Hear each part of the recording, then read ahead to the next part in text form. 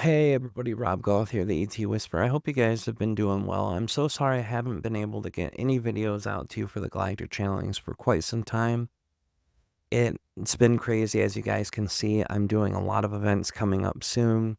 Mount Shasta in June, Connecticut in July, and then August in New York, and next January the channel panel. All this stuff we've been doing and getting ready for. We have the course, the Galactic Ambassador course that started just a couple days ago. So everything has been moving quick, and family life always keeps me busy outside of that. So I just haven't had the time. The 3 email question sessions, I've been doing those too. So I haven't had any free time to channel. This is the first day I had to channel off because it's Memorial Day. So I don't know when you'll hear this, but when I recorded the session, it's Memorial Day in the US. So things have been crazy. Thank you guys for hanging in there. I know not all of you want to see the commercials and the promos for the event, but it's something that I'm doing, and I always want to help support the people who create these events because, you know, they're spending money to get me out there and to let me live while I'm there. So I want to help them sell tickets. I know what doing event creation is. It's not always an easy thing. Doing the channel panel has always been a rough thing energetically, you know, keeping the balance of how much you spend versus how much you receive. It's always crazy. So I want to support these people. That's why I'm sharing so much about these events. And my own course is awesome. I'm just really excited about the course. We've already done one race and we're ready to drop the next race this coming week. So this is like more extensive, involved galactic channeling. Anyway, I just want to say I've been busy. Sorry, guys. I really appreciate if all of you want to keep up with what we're doing, just go to etwhisper.com, sign up for the email list. We always keep everyone updated on that email list. You're already here on YouTube, so if you haven't liked or subscribed, please do that because your guys' comments lately has kept the algorithms going really well for us.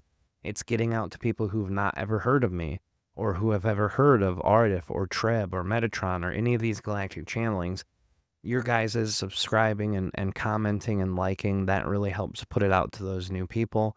So thank you guys for helping us get more expanded out there. I always believe in divine timing. I believe whoever is going to hear the message is who needs to hear the message.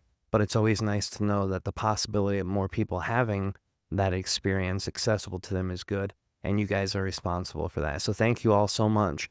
Also, you know, Patreon, we're still doing that every month. And we also gave the ability for everyone to do 1 week trial for free. So if you go to our Patreon at etwhisperer.com, there's a link there. It's patreon.com/etwhisperer. You can try it out for a week. We have 8 years of archives almost. I think 2015 or 2016 was the first year we did it. So everything from that point forward, we have at least 2 channelings a month. Really great stuff. Come and check it out, guys. Thank you for being here. I don't know what this channeling's about. I would have told you what all I know is that I told Aridif to connect us with a race that we've not connected with. But that's it. And it feels good. I'm channeling quicker, so everything's good with that. I don't know what it's going to be. I'll find out after I'm done, but I wanted to record this intro to let you guys know. Sorry I've been away for so long. Thank you for bearing with me. Thank you for your support. And if you're interested in doing any of the events, every event that we're doing is a live event, but also the one in Mount Shasta has live stream, and Wendy Kennedy's going to be there. Everybody, you can check it all out the website if you're interested. But love you guys. Hope you guys enjoy this channeling. Let me know what you think in the comments of whatever race came in, and share with me what you think about the message. And I hope you guys have an amazing week. We're going to try to get more of these out as we can. We might have to switch it to a monthly galactic channeling for a little bit unless we create more time. And if we do, we'll be back to doing them weekly. But I love you guys. I hope everyone's doing really great, and we'll see you guys on the other side. Greetings to you all, Aridif, that is Aridif, and this is it spelled. We understand all of you desire to co-create and meet entities about the galaxy throughout the different spectrums in which they come. Now, of course, in this day, we'll connect your own energy to a race of beings that have not co-created with humans previously. and in fact these entities hold no physical archetypal structure that is similar to those who have co-created with humans in previous forms. For lack of better terms, these entities would be expressed as a subset of humanoid, as they are bipedal, and as they work within the constructs of humanoid features, that with heads, eyes, nose, mouth, with ears, with fingers and toes, etc. But these entities are extremely short in nature. In your own terms, approximately 2 foot and 7 inches as an average height.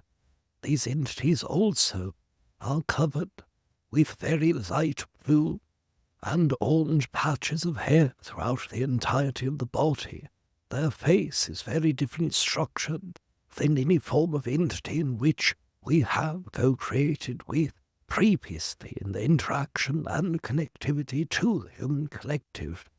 Their eyes are very large, in fact approximately 1/3 the size of the entirety of the head, and their nose is very short and flat, and mouth very small.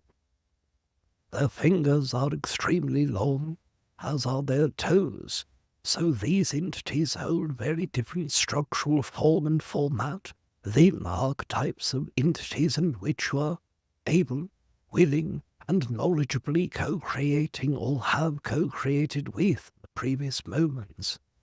These entities hold a name of race that would be as close to the verbal expression as DarsOneJins, and these entities are co-creant from a star that humans would understand in the Carina constellation.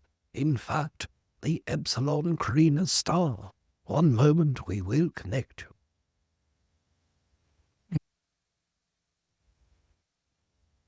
We have not spoken to a Earth human, and Earth human, very interesting. This being Aridif is your name.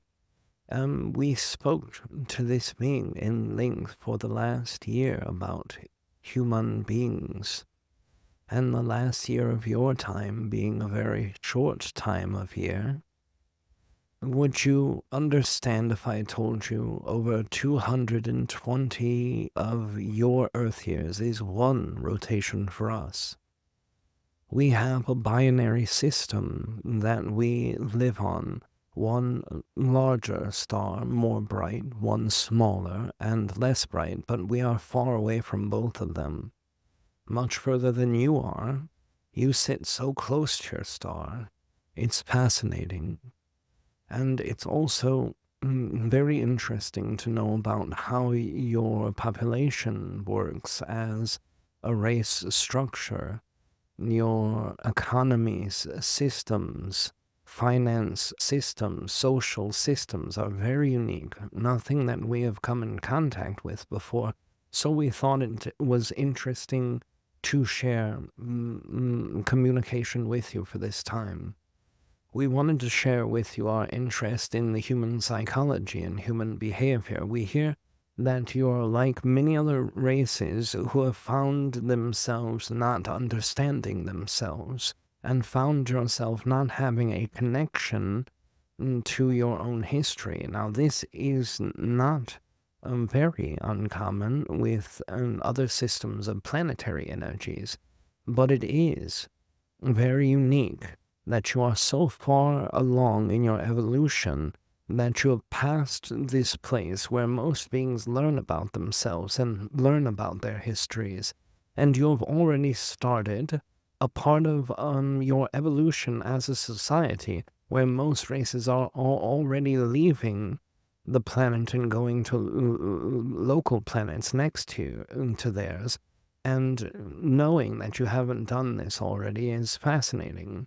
Knowing that as a race you haven't been able to make open communication, either with technology or telepathy with other races. By this point, most races already have a unified world. By this time in the evolution, the whole planet of beings that we have ever communicated with have a very least a multi-pronged system of planetary unit consciousness. And that means maybe there are such large populations with diversity different that one area would represent one type of being, or another represent a different kind of thought or a different kind of process, but also would still be the same race. Or in many planets, there are multiple races of beings who are evolving in similar ways. And some are in contact with each other, some do not. Some are fighting, some are not, early in their stages of evolution. But by the time they reach the stepping ladder out of self-exploring, then they are actually within a place of all being at least able to agree to not agree, or able to fully function as a whole planetary society. So knowing that you're not doing this, but also not doing that by choice, fascinating and wonderful, and a very unique lesson that you're learning there. So we understand that these types of communications, where one being is telepathically bringing a message, and maybe some thousands of humans out of the billions that you have would be exposed to that information, is even more fascinating, because it is happening on your planet just in small areas of the population. And why other humans wouldn't recognize this to be a part of open communication is also fascinating. The beliefs that humans have are so different from one to another. All of the things about being a human and being on your planet we find fascinating. We're going to tell you about our society and see what fascinating perspectives that you can have on our society. So the society started much like humans did. We had exploration of ourselves. We were leaving one evolution there, going from a being who understood the environment but didn't know itself. And then we were one of the races that came through that evolution. So at that time, Aridif calls this second density. At that time, we and two other races left that second density level closely together. One race died very soon. They weren't able to adapt to the recognition of self. Our planet and world that we are in is a harsher environment for life to thrive and to spin. So there were only a few thousand types of lives that were sentient, and the other several thousands of types of lower processing second density life existed. In our world, there is a very large amount of gases and pressures, and very large amounts of heat, and very open and active tectonics in plates. So what is your word for this? Volcanic energy and volcanic systems arose everywhere through our planet. And the first one of us who was within this three group left and died and started different things for the souls that were within the bodies that died. The second and us developed closely together, but were always natural enemies to one another. They were a species that were predatorial, and we were a species that was not predatorial, that was more so. We're trying to find a word in your planet that describes. We were not eating plants or bacterias. We were eating things that died. Death was common. So things that died is what we would ingest in order to operate with system functions for our fuel of the system. And we ate whatever we could that no longer sustained its own life. So we were hunted by these beings when we were animals, and as we developed past the second density and the third, they were still predatory to us. They were not eating us the same way, but if one of us would be close to their proximity, they would kill us and take our life and start that being's incarnation. Now, we had no understanding of the soul at this point, but as we developed, the tensions remained. Eventually, at the very middle part of our evolution, at the last ring of evolution, there was a war between both of our races on the planet.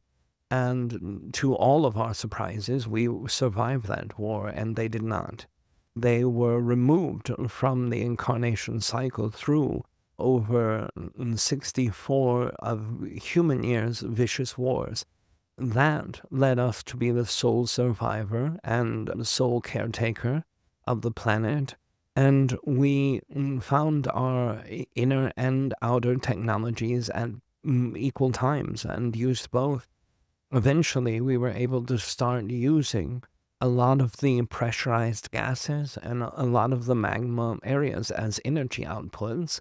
And by the time we were at where you were at, we were ready to leave to the planet next to us.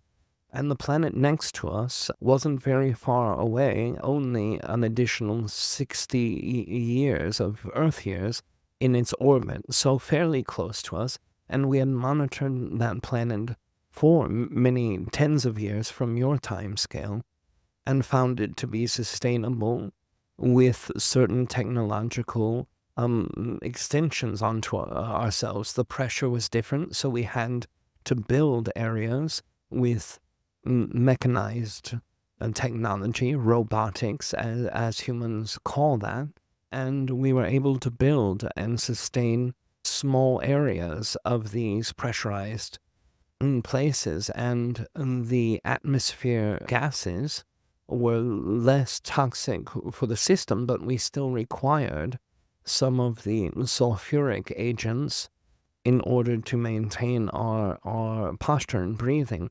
So we continued to use these pressurized and weatherized areas until we were able to start having exposure to the planet's surface. And by some strange surprise, within just over 3 years of our cycle, which would be over 600 years of your cycles, we ended up being able to start going out into the surface with only breathing assistance. The pressure was normal. We lessened the pressure in our home areas and created better balance until we were immune to that new pressure, and it didn't take long.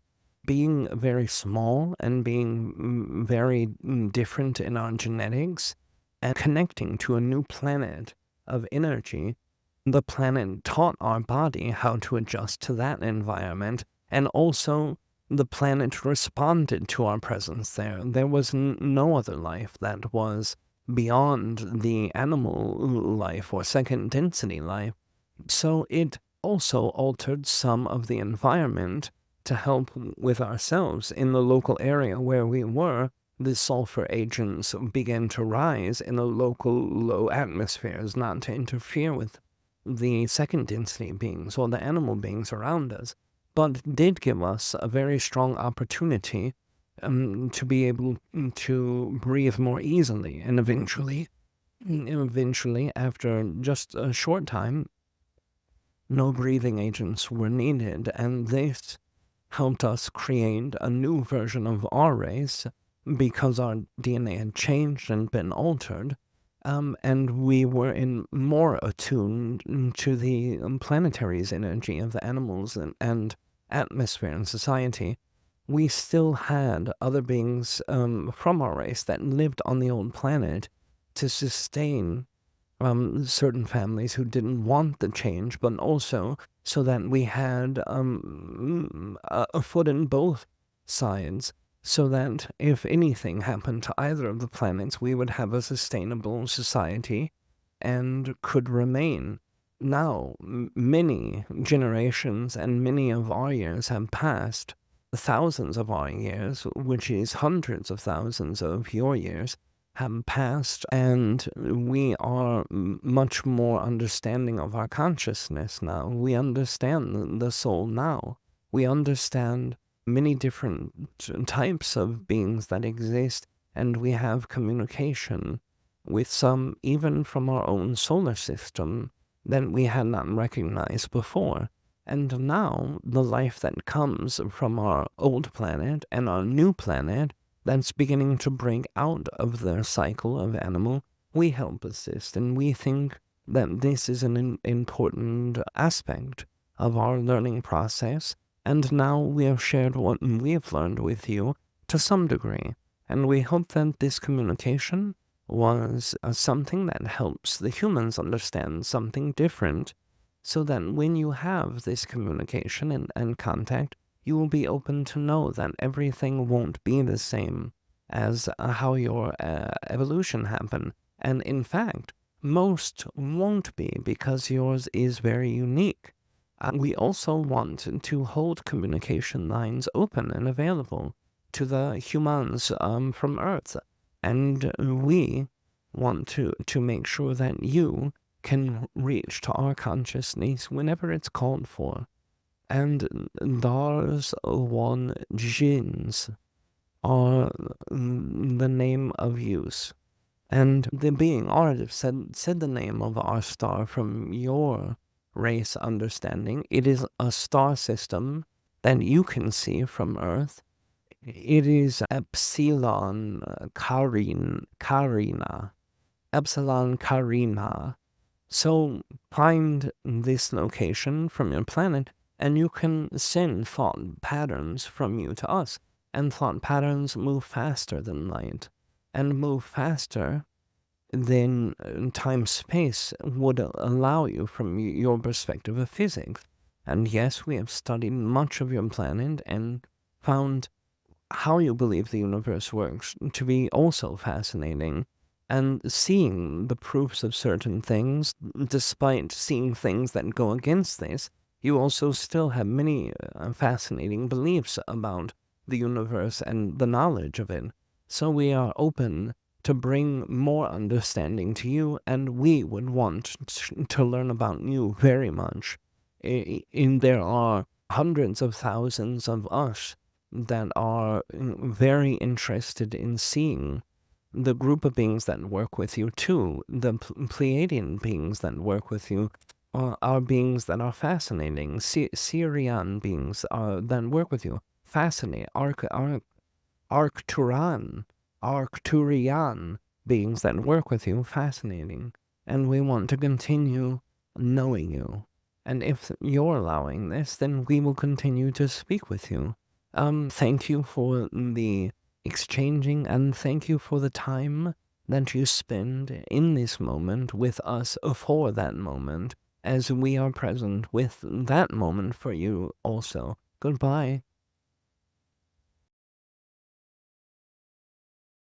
In our Patreon who help support me have the free time to do the extra channeling here. If you're interested, go to ET Whisperer Patreon, which is patreon.com/ET Whisperer.